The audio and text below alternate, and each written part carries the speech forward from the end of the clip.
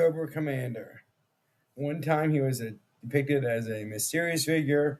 His origins have him being a used car salesman in the comics who brother went to Vietnam, came back, died, blamed other people. He had a son named Billy.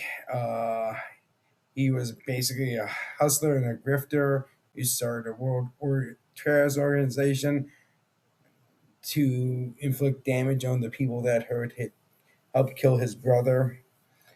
Now, in the animated series, in the movie, he was depicted as a member of Cobra Law, a scientist who was disfigured by one of his experiments. Cobra Law sent him out into the world to take over the world. But he's had many origins, many different things happen to him. He was turned into completely into a snake at one point, and then turned back somehow. I forget. And now on to his action figure for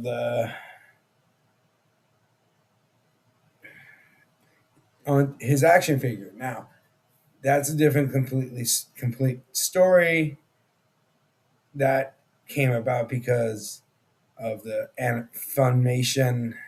Filmation toy line that started G.I. Joe. His original toy was a mail-in offer in 1982. Also, his arm, that is the straight-armed Cobra Commander,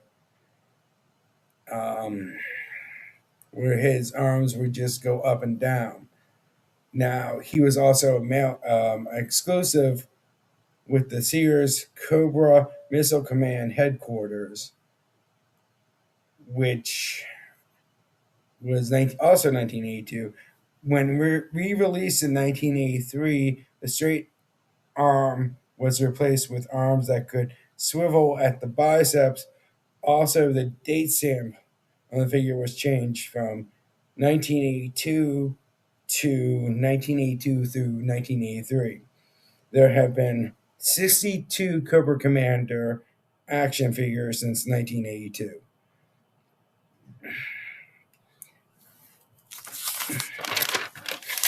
Why Cobra Commander? Well, Cobra Commander is the biggest megalomaniac character.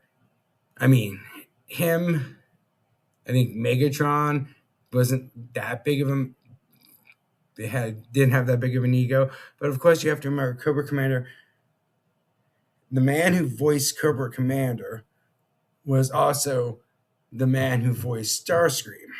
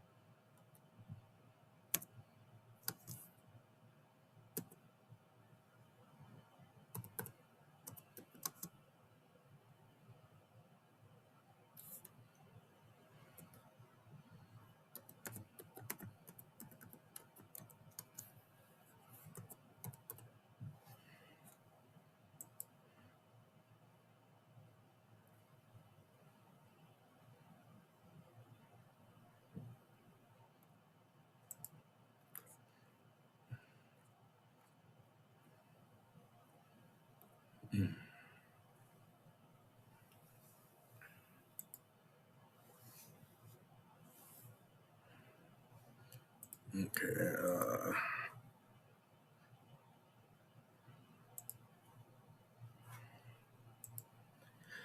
Okay, so Chris Collins voiced Cobra Commander, Gunko, and Ripper. He was also Starscream and Laserbeak in Transformers. He was Starscream, Wheeljack, Sparkplug Wickwiki, Laserbeak, Buzzsaw, Reflector, Defensor, Ferg, and Kruk.